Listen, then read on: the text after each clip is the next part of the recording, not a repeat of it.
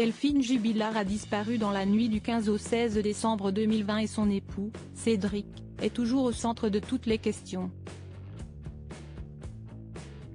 Ce dernier devrait, d'ailleurs, être renvoyé aux assises. Nouveau rebondissement dans l'affaire. Alors que l'enquête autour de la disparition de Delphine Jubilard a été annoncée comme étant close, 3 ans après les faits, le parquet de Toulouse annonce avoir demandé, dans son réquisitoire définitif, le renvoi devant les assises de Cédric Jubilard. Ce dernier, mis en examen pour le meurtre de son épouse, infirmière de 33 ans, est toujours en détention provisoire et continue à nier les faits. C'est le procureur de Toulouse qui a confirmé cette demande de renvoi devant les assises, le lundi 6 novembre 2023, comme le rapporte l'AF. Melour Naka Sharfi a confirmé avoir reçu le réquisitoire définitif du parquet.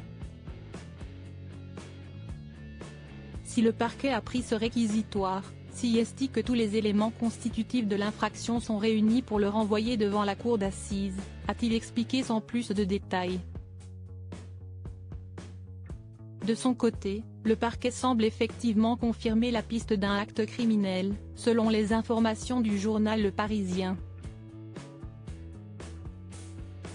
L'information judiciaire a réuni les éléments démontrant que Delphine Ossaguel, qui n'a plus donné le moindre signe de vie depuis le 15 décembre 2020 vers 23h et qui a été vue pour la dernière fois par son mari Cédric Jubilard à son domicile, a été tuée, annonce-t-on.